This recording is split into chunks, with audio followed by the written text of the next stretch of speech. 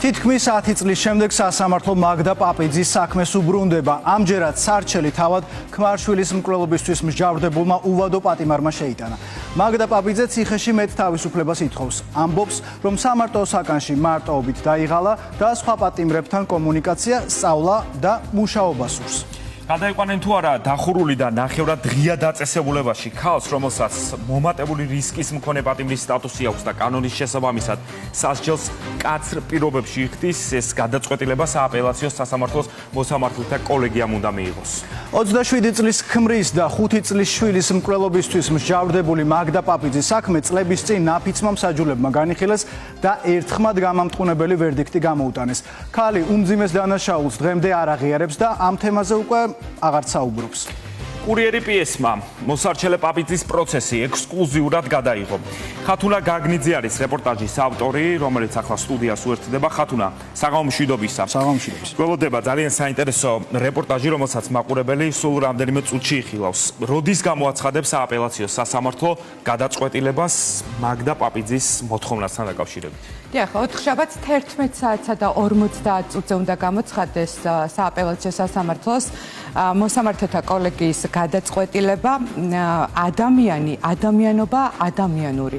5 წლის შვილისა და ქმრის განსაკუთრებული სისასტიკით მკვლელობისთვის მსჯავრდებული ქალი თითქმის 1 საათიანი პროცესის განმავლობაში ამ სიტყვებს ყველაზე ხშირად ახსენებდა და მისი სასარჩელო მოთხოვნაც სწორედ ის არის, რომ სხვა პატიმრებთან, ადამიანებთან მეტი კომუნიკაციის საშუალება მიეცეს. ჩვენ ექსკლუზიურად გადავიღეთ მაგდა პაპიძის სარჩელის განხილვის პროცესი, მიუხედავად იმისა, რომ მას არ სურდა მედიის წინაშე საუბარი და შუამდგომლობაც დააყენა მოსამართლეთა წინაშე, რომ სხდომიდან გასულიყო კურიერი პიესის გადამღები ჯგუფი, თუმცა უსაფუძვლობის გამო მოსამართლეთა კოლეგიამ ეს მოთხოვნა არ დააკმაყოფილა. კიდევ რა თქვა მაგდა პაპიძემ, ჩვენს რეპორტაჟში ვრცლად ნახავს ჩვენი მაყურებელი, ჩვენ გავიხსენეთ, კიდევ ერთხელ მოგვიწია გაგვეხსენებინა 2015 წლის 20 დეკემბერს თბილისში ფერაძის ქუჩაზე მომხდარი განსაკუთრებული სისასტიკით ჩადენილი დანაშაულის დეტალები ისტორიის, რომელიც ქართულ კრიმინალურ არქივს ალბათ კიდევ დიდხანს ემახსოვრება.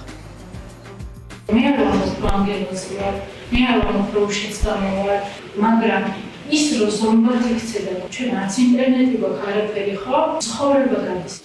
ეს რამდენიმე დღის წინ თქვა.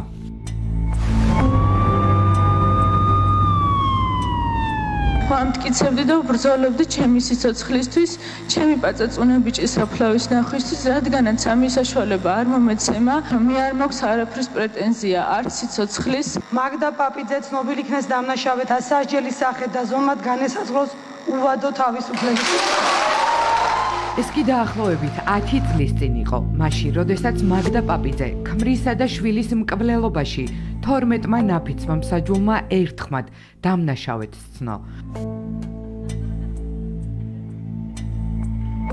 უმძიმეს დანაშაულში ბრალდებულმა რუსთავის ნომერ მე-5 ციხის კორპუსში, სადაც განსაკუთრებით მძიმე კატეგორიის დამნაშავეები ცხოვრობენ, ბინა სამარტაო საკანში დაიდო.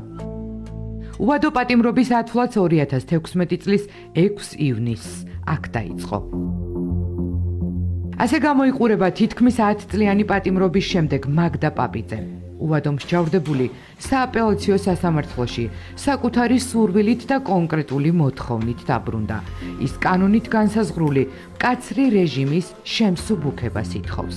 მე არ ვცდილობ მედიას რეგულირებად, შეიძლება რომ მედია არ დაისწროს. სანამ თავარ მიზანზე საუბარს დაიწყებდა, ითხოვდა, რომ კურიერი პიესის გადამღებ ჯგუფს სხდომა დაეტოვებინა. მოსამართლეებმა ეს შუამდგომლობა უსაფუძვლოდ ჩათვალეს. შემდეგ მოითხოვა დახურული ზონიდან ნახევრად ღია დაწესებულებაში გადასვლა, რაზეც რამდენიმე თვის წინ პირველი ინსტანციის სასამართლომ უარი უთხრა. ახლა სააპელაციო საჩივრით ცდილობს მიზანს მიაღწიოს. ბევრი ისაუბრა იმაზე, რომ სურს ჩაერთოს ციხის ყველა პროგრამაში, იმუშაოს და თანხა დააგროვოს. უვადო პატიმარს თავისუფლებაზე გასვლის მოლოდინი აქვს და წლების ფუჭად გატარება არ სურს. მე მინდა რომ გამოვიდეს ადამიანის, რომ აქედან გავალ ხავიდე ადამიანი არ მქონდეს განსხვავებული წლები დამეკარება. შეიძლება შენ დასაქმებე რაღაცა დააბრალო ელემენტარული შემდგარი გახვიდე გარჩევების ინფორმაციების სწავლა, რაც გარეთაც ვერ სწავლები და მე განავითარო შენი ბიზნესი დაიწყო რაღაც ამის უნიკალურ შესაძლებლობებს იძლევა, მაგრამ ხმა მეხვიჩება ხოლმე სიმარტივით და სიჩუმისა. არის დაწესებულებაში უამრავი კურსები, ეს არის შემეცნებითი, სპორტული, მაგრამ ჩემ შემთხვევაში, იმიტომ რომ მე ვარ დახურვაში, არ მეძლევა ამის საშუალება და მეძლევა გამონაკლისი იშვიათი პროგრამებში, ისიც მარტო მონაწილეობა. მეათე წელია, მე სატელეფონო ზარი მაქვს თვეში 3-ჯერ 15 წუთით. ხო, დასულეკავ წლებმა და ამ კომუნიკაციებამ ჩახსნა ბავშვების მეგობრები. იმიტომ არ წუწვანებ, რომ ციხეში ხო, ანუ ჩაკეტილობა და დახურული ტიპი კიდე ცალკე სირთულეა, როგორც ფიზიკურად, ისე ფსიქოლოგიურად. მაგდა პაპიძემ საკუთარ ყოფაზე ბევრი ისაუბრა. ციხის ადმინისტრაციას მადლობა არაერთხელ უთხრა, მათ შორის იმისთვის, რომ სამთვიანი კონტრაქტით ჟოლოს ბაღებში მუშაობის უფლება მისცეს. სამარტო საკანში ძირითადად ხატავს და შემდეგ ნამუშევრებს ყიდის. ხატვა შემოსავლის წყარო დაქცია. ქმრისა და შვილის მკვლელობის უმძიმეს ბრალდებაზე არაფერი უთქვამს გარდა იმისა, რომ მომხდარი მისი საკუთარი უბედურებაა. კონტროლოს პრესია დავიტანე და მე პირველი 3 წელი, როდესაც ჩემი უბედურება მოხდა, ლოგინიდან ვდგებოდი საკანში. მე ვიცი რა გადავიტანე. 4 კედელში მომეწია გადახაშვა ყველაფრის. სადმანაც დრო გავიდა იმისთვის, რომ მე ადამიანებთან ვიყო და იმას რომ ნებაში ვარ, მე სპლეტონა გავიერო. შემიძლია ნაკუთის არ ნაკუთის. 2 საათი მეძლევა ჭერახი ოთახში გასასეინებელ ოთახში გასვლის უფლება, სადაც მე დირექციამ შემიწყო ხელი ფიზიკური აქტივობის ტრენაჟერში მომდე დაწესებულებაში. ერთადერთი სიახლე რაც მოხდა, სულ რაღაც 19 მარტს ახლა რამოდენიმე დღის წინ ძალიან გახარებული ვიყავი, რომ დამოსაქმეს ჟოლოს ბაღებში. რომ ადამიანებთან ყოფნა, საერთოდ როგორ ვკითხოს, ეფსიკი გაითხოს ამას. უმძიმეს სასჯელამდე იყო უმძიმესი ისტორია. აქ თბილისში ფერაძის ქუჩის 2 ნომერში. ფაქტი, რომელიც ქართულ კრიმინალურ არქივს არასოდეს დაავიწყდება. ადამიანი გიძაფარი გდება აბსოლუტურად სასწრაფო და ბავშვი და მამა არიან და კაცი არის დაბლაგდია და შვილი ჩანს. 2015 წლის 20 დეკემბერით ენდებოდა. 112-ში შემზარავი შეტყობინება შევიდა. სამართალდამცველებს ფერაძის ქუჩაზე კორპუსის სადარბაზოსთან მაგდა პაპიძის ქმრის ომარ ქაფიაშვილის ცხედარი დახვდათ. იქვე მდგომ ავტომობილში კი იპოვეს გარდაცვლილი 5 წლის თორნიკე ქაფიაშვილი. ამონარიდი პოლიციის ფაილებიდან. ძალიან უემოციოთ იყო რა, საერთოდ ეხა 5 წლის ბავშვი მეუღლე გარდაცვლილი, ხა და ემოციები არ კონდეს, რაღაცა ძალიან ცივად გველაპარაკებოდა. მკვლელობის ერთ-ერთ ვერსიად ასახელებდა მისი მეუღლის ომარ ქაფიაშვილის ვალებს და დაპირისპირებას გარკვეულ პირებთან.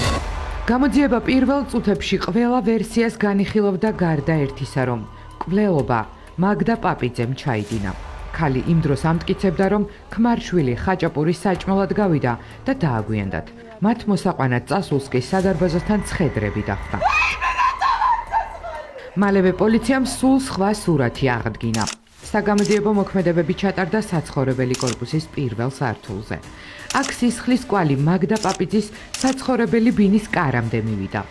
უშუალოდ ბინაში ერთი შეხედვით საეჭვო არაფერი ჩანდა. მოგვიანებით ნაპოვნი 1 წვეთი სისხლის გარდა.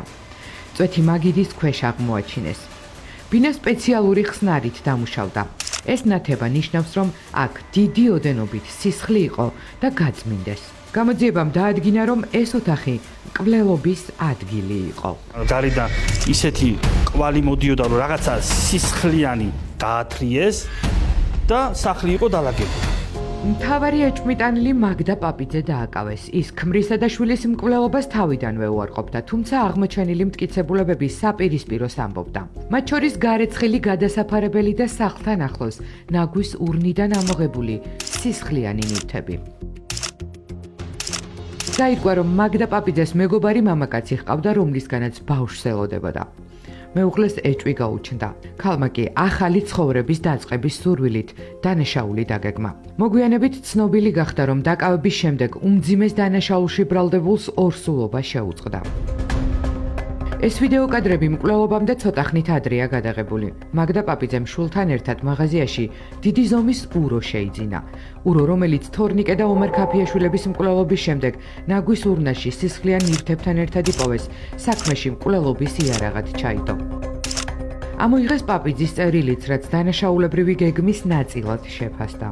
ურო, ნაჭრით გახვეული პარკები, დიდი გახსნილი, გამზადებული პროსტინა, გამზად პირსახ, გამზად წყალი გავსებული ტოლჩა, ჩაინიკი, ტანსაცმელი, გაუმზადო ორივეს, გავიმზ ტანსაცმელი.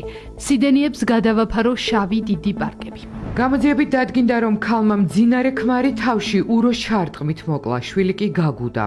შემდეგ ცხედრები ამ დერეფნის გავლით გარეთ გაიტანა, თუმცა გადამალვა ვეღარ მოახერხა და ღამის საათებში მისი ყვირილის ხმა მეზობლები გააღვიძა. ქალი შველას ითხოვდა და დანაშაულის ინსცენირებაც ამ დროს მოაწყო.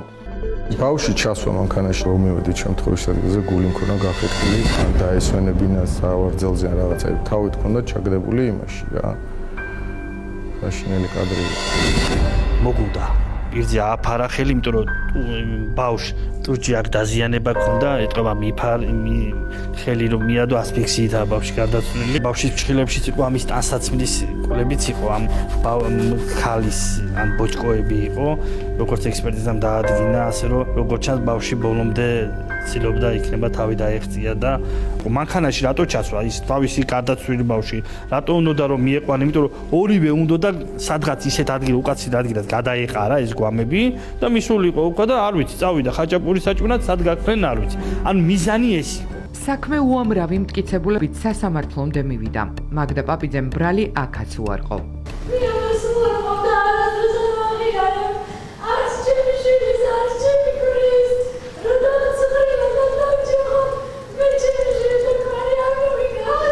ხმაურიანი განხილვების შემდეგ ნაფიც მომსაჯულებმა საზარელი დანაშაულისთვის დაკავებული ქალი ერთხმად დამნაშავედ სცნეს. მოსამართლემ მაგდა პაპიძე ციხეში უვადოდ გაუშვა. მე თუ ვიქნები ამ დანაშაულში ეჭმიტანილი და ეს 12-ვე მსაჯულმა ცალსახად დააფიქსირა, მე ვარ მზად დენის კამისთვის. ეს იყო დაახლოებით 10 წლის წინ. დღეს კი უვადო მსჯავრდებულს ერთადერთი მიზანი აქვს. დახურული ზონიდან ნახევრად ღიაში გადასვლა სურს. რას გადაწყვეტ სასამართლო? რამდენიმე დღეში გაირკვევა. დავიდეს თუ ადამიანურად და თუ მე რაღაცაში არ გავამართლებ, ჩემი ფეხი გადმოვალ იმ საკანში, სადაც მე წვერია ვარ.